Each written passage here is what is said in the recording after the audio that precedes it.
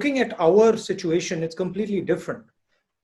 We have migrants, we have daily wage labor, and for some reason we looked west.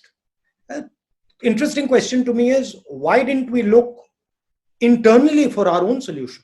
Instead of looking to the west or even to the east, why didn't we say, okay, we're actually a confident country. Let's look at ourselves and let's come out with an Indian solution, which is, sort of what you do with your motorcycles. So why was that not the natural impulse?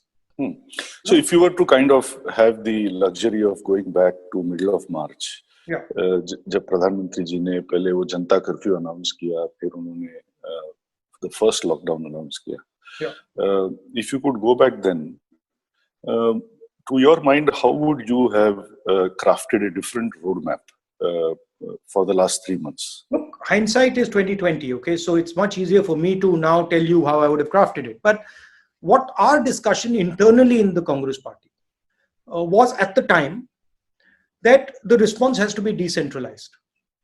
The central government has to operate as a support system and as an enabler. There are certain things that the central government needs to do, air traffic, railways, etc., and that it does. But then it moves the battle to the district, moves the battle to the chief ministers, and allows them and enables them to fight. Now, if you look at what has happened after the lockdown, which, by the way, I've been calling a failed lockdown, because it's the only lockdown in the world where the disease is actually increasing after we're opening up. Sure. What you're finding is you're going back to that anyway. The central government has backed off and has now said, okay, we are going to be forced to leave it to the states. So the correct response is actually happening organically. Because that's but now it is happening. But it's too late. To our perception as a common citizen, it is now happening as a passing of the buck, not as a passing of strategy. And the shocking thing to me, frankly, the point you made about the bittersweet. Look, well-off people can deal with this type of a situation. They live at home. They have a ecosystem which is comfortable. But what it's been for the poor people, for migrants, it's completely devastating. They've lost confidence, actually. काफी लोगों ने मुझे बोला कि बिल्कुल भरोसा खो गए हैं, भरोसा ही नहीं बचा. And that, I think, is a very sad thing and a dangerous thing for the country. And I think right from the beginning, I mean, this is my view, whether it was in terms of how this problem was to be perceived. I don't understand why, despite being an Asian country, we sought not to look at what was happening east, but we looked at, at Italy and France and Spain and the UK and subsequently the US, which are really not the right benchmarks in any sense, whether it's by inherent immunity, temperature, demography, predisposition to thrombosis, etc., everything that the scientists and doctors have spoken of. We should never have been looking there, even in terms of how to approach this from a medical point of view, starting with the bogey of medical infrastructure. We are all aware that there can be no medical infrastructure that can be adequate to combat something like this. But nobody was willing to explain the maths to us that we are so many people, and if so many are vulnerable, 5% or whatever it is, this is what that number looks like, and this is how we are preparing ourselves. Or perhaps we cannot prepare ourselves. Maybe that's not a politically appropriate thing to say. But, as Narayan Murthy always says, when in doubt, disclose. I think we have fallen very short of disclosing facts, logic, and the truth. And this has then got amplified and instilled such an enormous fear in people that people seem to think that the contagion is equal to a contagious cancer or something. And now to change the mind of people and bring them back on board and make them comfortable with the thought of, quote unquote, living with the virus, which seems to be the new narrative coming from government now, it's going to take a long time.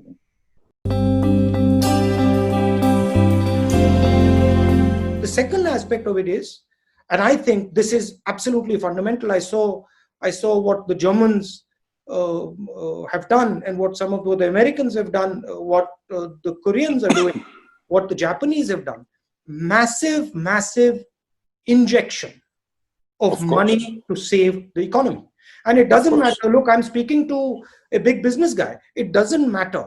You don't view it like big business, small business, laborer, not laborer. You view it as our biggest resource is our economy. We have to, at all cost, protect our economy. Whoever has to be supported right now should be supported, period, the end. So that would be the second component of a strategy. Some people argue, support the small and medium businesses. Absolutely, 100%. But there's a link between small and medium businesses and Mr. Bajaj. Small and medium businesses cannot operate without the big businesses. So you have to see it as a holistic structure. See, the central thing, in my view, and this is something that in my little experience I've learned, is in India, if you want to do something, be compassionate. Be compassionate, listen. And the country will automatically tell you what it is desiring. So there are people right now screaming in pain. And the most obvious are the manual laborers, the daily wages, and maybe the farmers, and then the small and medium business. But big business is also screaming in pain, because even they can't see a future. So huge component of it is building confidence, the leadership to build confidence, to say, okay, listen, we are here. The country has had a terrible time. There's a virus that has hurt everybody. Now we are going to support everybody and carry everybody out, help carry everybody out together from this situation. Final question. Now we're in the process of opening up. How do you think about your supply chain as we open up? When does your supply chain actually start to function at a reasonable level? What opening up do we require?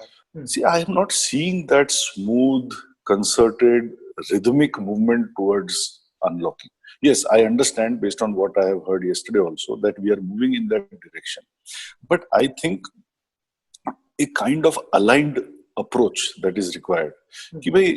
One person will say one thing. I don't know whether that is to be the chief minister of the state or the DM or whoever it is supposed to be. And everybody in an aligned way must go forward. This is not happening. And I think the blame for this rests again with the kind of fear we created in the first place, that infection is equal to death. And today, as infections rise, people are still carrying this thing. So I'm sorry, I'm not answering your question directly, but I am really distressed because it is a Herculean task to open up. I think the first problem is to get this fear out of the minds of the people. There has to be a very clear, aligned narrative, I would say, from the Prime Minister, because right or wrong, when he says something, people seem to follow. I think he needs to stand up and say to everyone that this is how we are going to move forward. It's all under control. Do not fear infections. Almost nobody is dying, and we have to move forward now. Okay.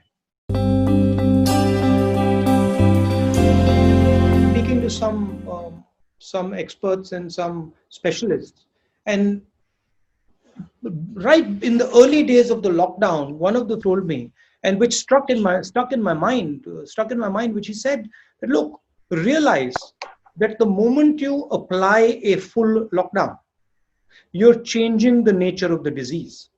You're moving from a non-fatal disease to a fatal disease in the minds of people. And once you've done that, then to reverse that is going to take significant amount of time, and it's going to take a lot of effort. And he also said that, look, don't view the lockdown as a on-off switch. It's not going to be an on-off switch, because once you have moved into a lockdown, switching it off again, it's not going to be easy. It's going to be extremely complicated. I liked your point about we looked west and not east. Why do you think we looked west? India not only looked west, it went to the Wild West, I think, in the sense We stayed more towards the impervious side.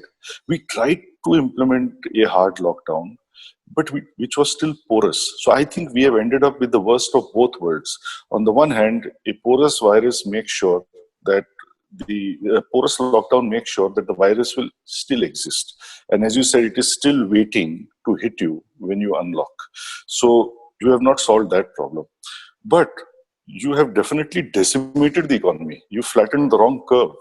It's not the infection curve, it's the GDP curve. This is what we have ended with, the worst of both worlds. In my view, what should have been done is something more right of center, uh, which is the kind of stuff that we are hearing out of Japan and Sweden. Um, and people, when they hear about this in terms of being articulated as herd immunity, tend to think that herd immunity means, let the vulnerable die. It doesn't mean that at all. They're missing the details that whether it's in terms of sanitization, masks, distancing, Sweden, Japan, etc., are following all these practices. But they are not trying to go further into the unproductive zone, as you said, and make something that is relatively benign and manageable appear to be fatal and beyond control. So I think, unfortunately, we have a quasi hard lockdown, I would say, which has given us the worst of both worlds. YouTube channel को subscribe करके घंटी का button जरूर दबाना। खबरें कैसी लगी, अच्छी या फिर खराब, कमेंट्स जरूर करना। हम आपके कमेंट्स का इंतजार करेंगे। धन्यवाद।